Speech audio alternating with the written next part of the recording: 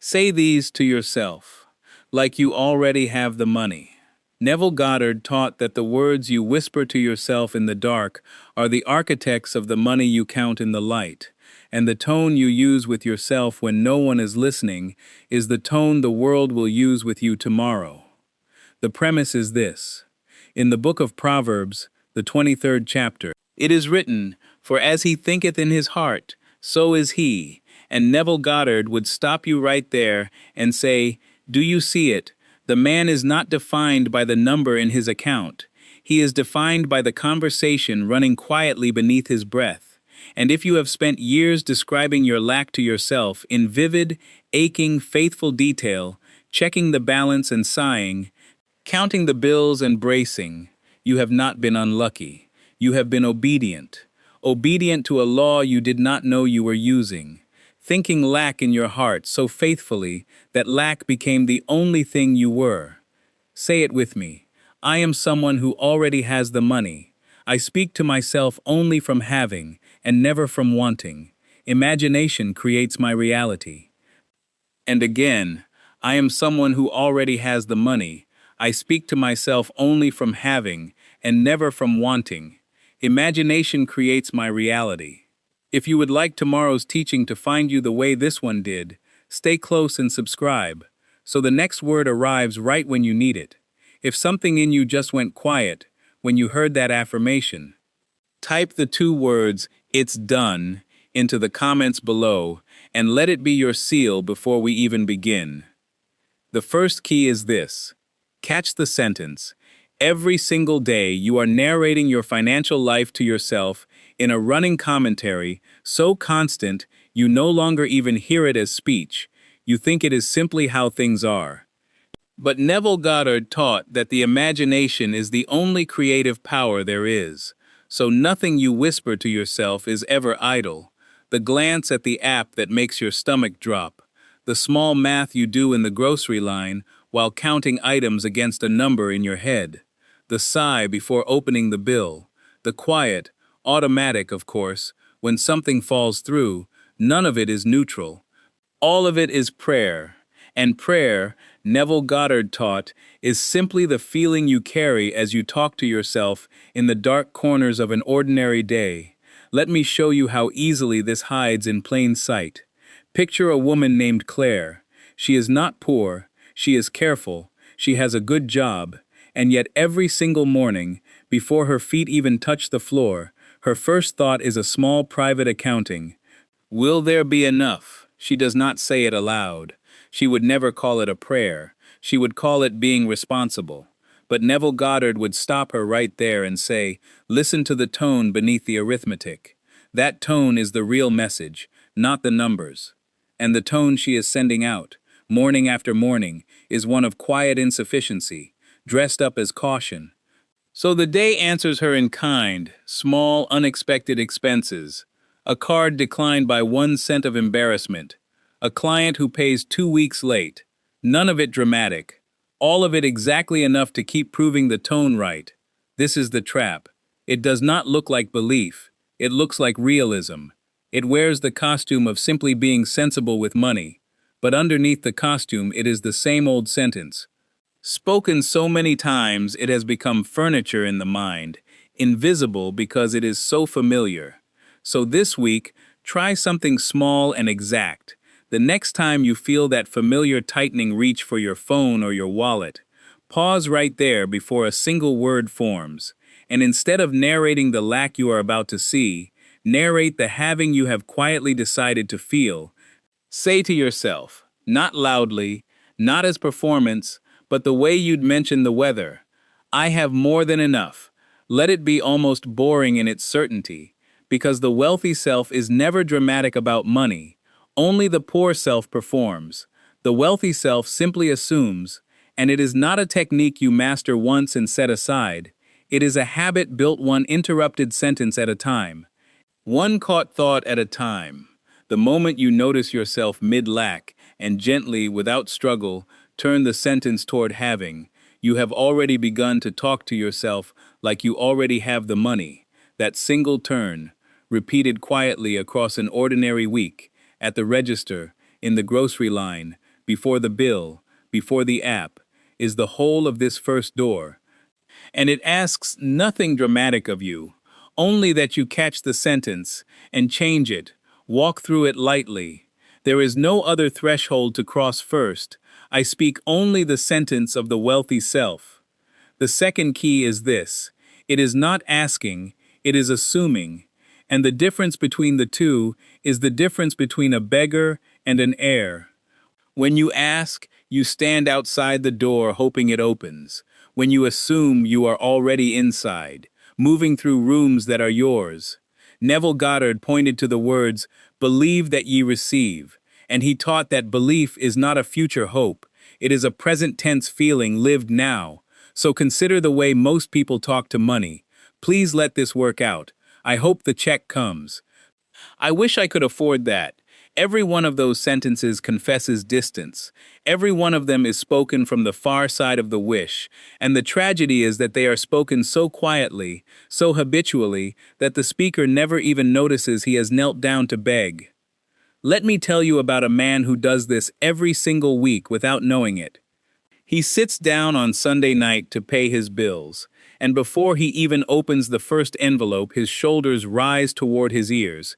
He opens the banking app, and his eyes go first to the number, not to the life the number is meant to serve. And under his breath he says, "I hope this covers it." And then, "Please don't let anything else come up this month." He pays the bills, he closes the laptop, and he has just spent 20 minutes standing outside his own door, hoping someone lets him in. He does this so often it feels like responsibility. It feels like being careful. But Neville Goddard would say gently, "No, that is not care, that is worship. Worship of lack, offered faithfully, week after week." Now imagine that same man, same bills, same envelopes, but a different inner speech. He sits down, and instead of hoping the number is enough, he says quietly, "I always have exactly what I need." He pays each bill the way a wealthy man pays a bill, without ceremony, without dread, because paying is simply what money does when there is plenty of it. Nothing outside him has changed yet. The account may even show the same figures. But the conversation underneath has moved from begging to assuming. And Neville Goddard taught that it is this inner assumption, held quietly and felt as true, that begins at once to rearrange the outer facts to agree with it. Try this instead. Imagine a friend, someone who already has everything sorted, who speaks about money the way you speak about breathing. Unremarkable, assumed, settled. Now speak to yourself in that exact register, not "I hope I can pay this," but "I already have." Not "I wish I could give generously," but "I give generously." It will feel strange at first, even false, because you are so practiced in the beggar's dialect that the heir's dialect sounds almost arrogant to your own ear. But Neville Goddard taught that the imaginal act, repeated in feeling, hardens into fact. So the sentence "I already have," spoken with quiet conviction even while the evidence still says otherwise, is not lying to yourself. It is remembering the truth ahead of its arrival. This is what it means to talk to yourself like you already have the money, not performing confidence for anyone watching, but assuming an identity in private. In the small, unwatched sentences of an ordinary evening, I do not ask, I assume, and the assuming is already mine. The third key is this: everyone is you pushed out. Neville Goddard taught that the outer world is nothing but your own consciousness given form. The people who pay you, the opportunities that find you, the checks that arrive or fail to arrive, none of them are separate from you. They are your own assumptions wearing faces. So if you have quietly believed that clients are slow to pay, that raises are hard to get, that money is something other people hand out sparingly, you have been meeting your own inner conversation everywhere you turn, because it could not show you anything else. Think of the world as a field of small windows, each person a window, and behind every window, the same single star is shining. Your own assumption. So when you change what you are assuming, you are not changing 1,000 separate people. You are changing the one light they were always reflecting back to you. Let me walk you through an ordinary day so you can see this plainly. 7 in the morning. You wake, and your first thought is a small worry about a bill. That is a sentence spoken to yourself. 9 in the morning. A coworker mentions a bonus you didn't get, and quietly you think, of course, not for me. That is another sentence. Noon. You order the cheaper lunch, telling yourself you are being responsible. But underneath it is a sentence about scarcity. 3 in the afternoon. An email arrives about a project falling through, and you sigh, there it is again. 6 in the evening. You check your account before dinner, out of habit. Bracing. 10 at night. You fall asleep, still turning over the day's small disappointments. None of that day was random. Every hour was a conversation, and the world simply arranged itself to agree with what you kept telling yourself. Now picture two coworkers sitting at neighboring desks. Same office, same manager, same company. One of them quietly assumes that opportunity is scarce, that good things go to other people, and she watches every promotion pass her by and calls it politics. The other, doing similar work, has simply decided inside herself that she is valued and provided for, and she says nothing about it out loud. Makes no announcement, performs no confidence for anyone, yet somehow she is the one remembered when the new project needs a lead. It was never the manager choosing arbitrarily, it was two different inner conversations meeting the same outer field, and each receiving back exactly what it had been rehearsing. This is what Neville Goddard meant when he said the world is a mirror. It does not judge you. It does not punish you.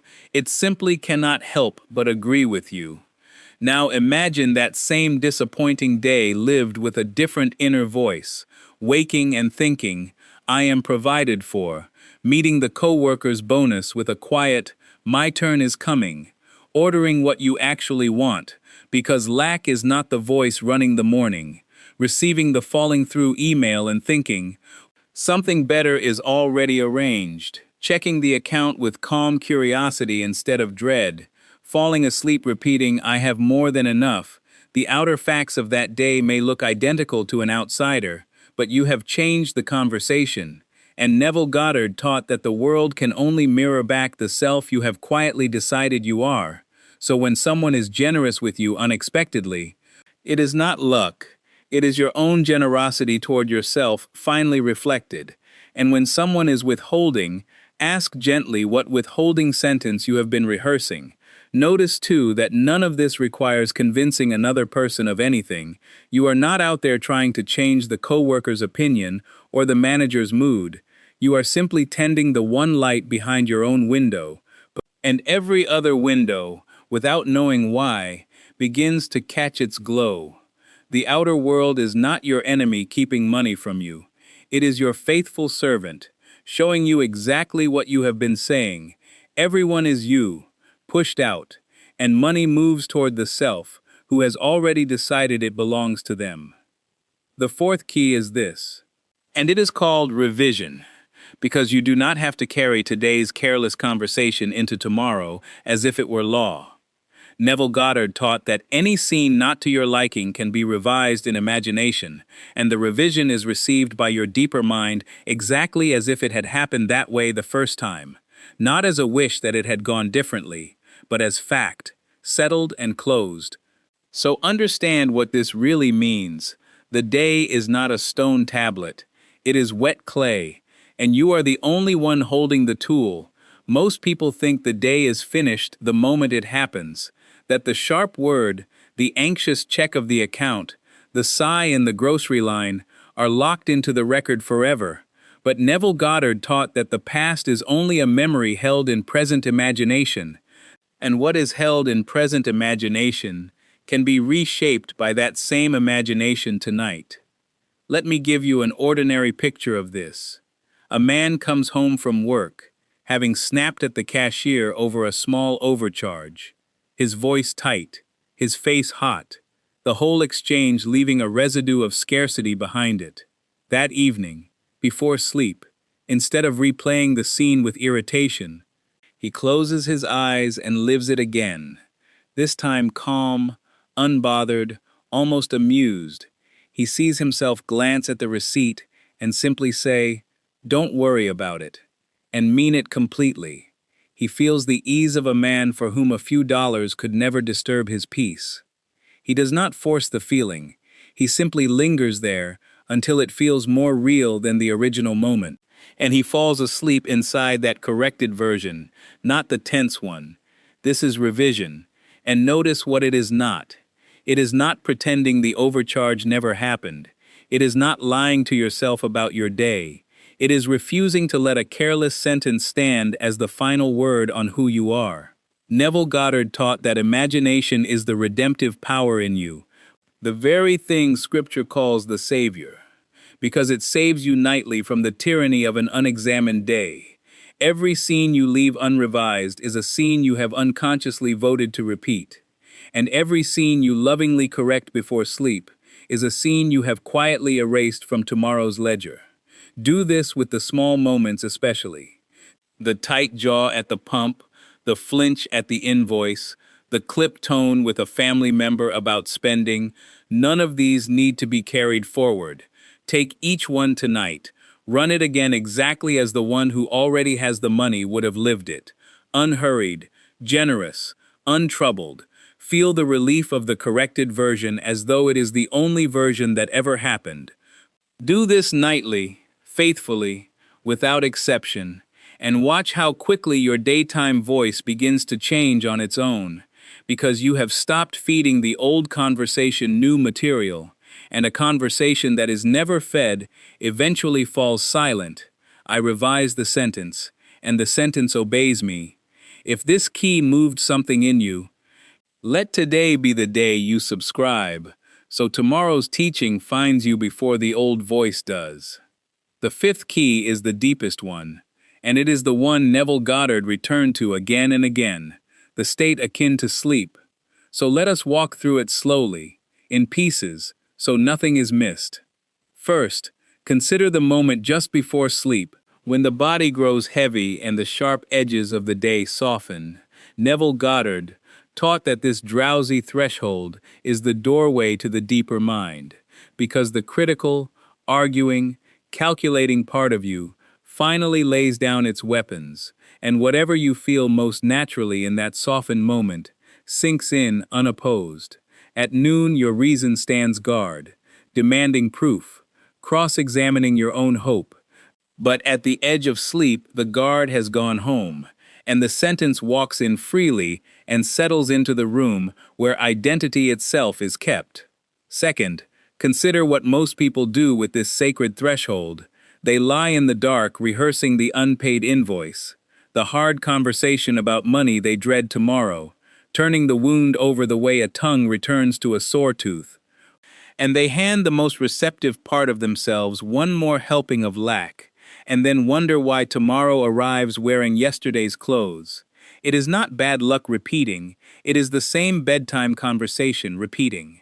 Third, picture a woman lying in bed with the lamp already off, her account thinner than she likes, her mind drifting into its old shape. How will next month work? What if the car needs something again, and she falls asleep inside that story? Now picture a second night, same bed, same thin balance, but this time as her body grows heavy, she lets her attention rest on a small believable feeling instead. Ease, and she murmurs, "I have more than enough. I always have more than enough." Imagining someone remarking how relaxed she seems lately about money, and hearing her own voice answer, calm, "I know. Isn't it nice?" And she lets that be the last thing she feels before sleep takes her. Nothing outside her changed that evening, and yet everything changed, because she fed the deeper mind a different meal. She did not need the whole story to change overnight, only to fall asleep inside the feeling of it rather than outside knocking. Fourth, this works when daytime willpower fails, because during the day, you fight the accumulated evidence of years, the balance, the bills, the old identity with its arms crossed. But at the threshold of sleep, there is no evidence to argue with, only feeling. and feeling is the language the deeper mind speaks. Neville Goddard taught that assumptions, though false, if persisted in, will harden into fact. And there is no easier place to persist than where your resistance has already fallen asleep before you have. You would not plant a seed in frozen noonday ground, but the drowsy threshold is soft soil, already turned, waiting, and the sentence dropped there has all the dark hours to work unseen while you rest. Fifth, this is not ordinary daydreaming, which wanders restless and scattered. The state akin to sleep is controlled, brief, and felt rather than watched. One small natural feeling as the last thing present before consciousness folds inward.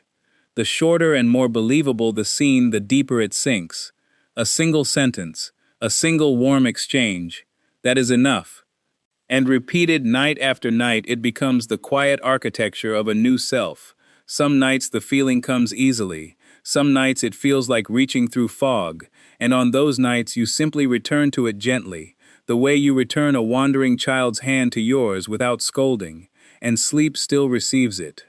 Sixth, the mind is soft in both directions, drowsy going out and drowsy coming back in. So the very first thought you reach for in the morning, before the room has fully formed around you, is nearly as powerful as the last thought you carried into sleep. Most people waken and immediately let the old accounting begin. What is due? What did I forget?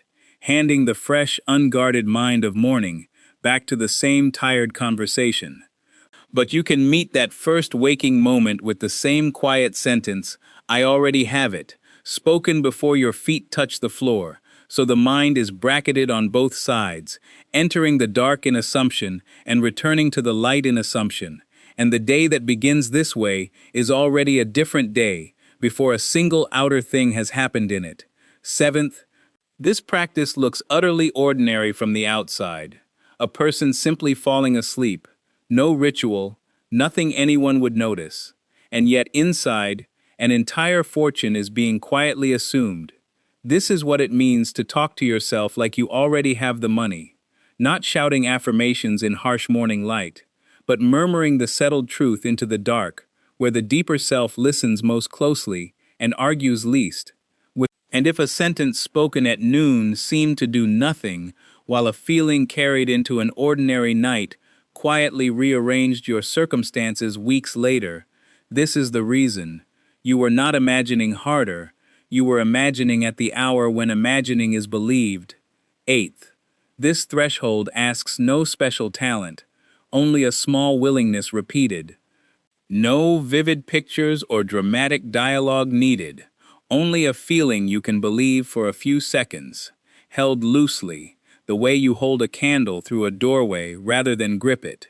And if a single night seems to yield nothing you can point to, remember, soil does not announce the seed's progress either. It simply keeps its promise underground until the morning it does not. Practice this tonight, just once, gently. Choose one small, believable feeling and let it be the last thing you feel. And notice how different tomorrow's first thought feels. That shift, however small, is the fifth key already turning. I meet the dark with the voice of one who already has it. The sixth key is this, and it is simply persistence. Because the sentence you speak once will not undo a lifetime of the old conversation, but the sentence you speak faithfully, quietly, night after night, morning after morning, will. Neville Goddard taught that living in the end means occupying the feeling of the wish fulfilled until it becomes as natural to you as your own name. Not gripping it anxiously, checking whether it has worked yet, but resting in it the way you rest in the certainty that the sun will rise. Think of the candle burning steady in a window on a windy night. The flame does not fight the wind. It does not throw itself violently at the dark, trying to prove itself. It simply keeps burning, unremarkable, faithful to its own small light no matter how the air outside moves. And this is exactly the picture of persistence Neville Goddard was pointing to, not one golden afternoon of belief held tightly and then abandoned, but a quiet flame kept alive through ordinary weather, through ordinary weeks, through days that give you no evidence at all. It is not the size of the flame that matters. It is that it does not go out. Let me give you a picture of how this actually looks. Across a single week, a man begins speaking to himself as one who already has the money. On Monday, the sentence feels almost like a game, a little unfamiliar in his mouth. On Tuesday, an unexpected expense arrives, and for a moment, the old voice rushes back in. Of course, here we go again.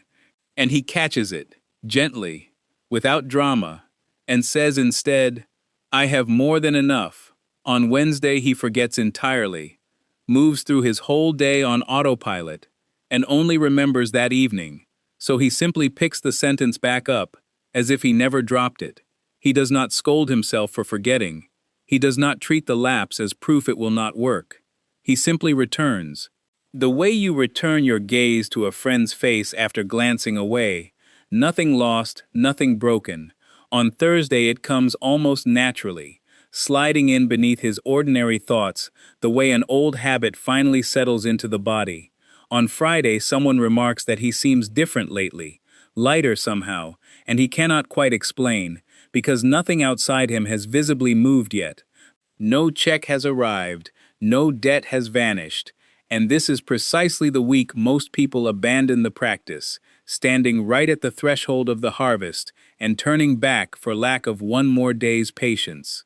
Neville Goddard taught that the interval between the assumption and its fulfillment is bridged only by this quiet, unglamorous faithfulness, not by intensity, not by proof, simply by returning to the feeling again and again, until returning is no longer an effort but a rest. Think of it as tending a small fire through a long night. You do not need a great blaze, you only need to keep feeding it, one small log at a time, one caught sentence at a time, one gentle revision at a time, until dawn arrives on its own schedule and you find the fire was never in danger at all. It was only ever waiting on you to keep believing it. I do not need proof to persist. I persist until the proof arrives on its own. Here is the whole picture. It is not asking, it is assuming. It is not the world withholding. It is everyone as you pushed out mirroring the conversation you kept. It is not the day's careless sentence left standing. It is revision quietly correcting it before sleep. It is not willpower fighting the evidence. It is the drowsy threshold where the deeper mind listens undefended. And it is not one dramatic leap. It is faithful persistence until the new voice is simply your voice. And if you look closely, you will see these were never 6 separate keys at all. They were 6 turns of a single key. The recognition that your self-concept is your fortune. That the way you speak to yourself in the quiet hours is the way the world will eventually speak back to you in the light. If you are ready to stop wondering whether it is working and simply live inside the feeling of it every day. The 21-day reality shift was built as your next step. 21 days walking you gently through revision, the state akin to sleep, and the daily inner conversation of one who already has, laid out simply so you never have to guess what to do next. It comes with a full refund if it does not serve you, and you will find the link in the description below, waiting whenever you are ready. Say it once more with me. I am someone who already has the money. I speak to myself only from having and never from wanting. Imagination creates my reality. And so, tonight and tomorrow morning and the next quiet moment your hand reaches for your phone or your wallet, remember this above everything else. Talk to yourself like you already have the money. And one day, not far from now, you will look up and realize you were only ever describing what had been yours all along.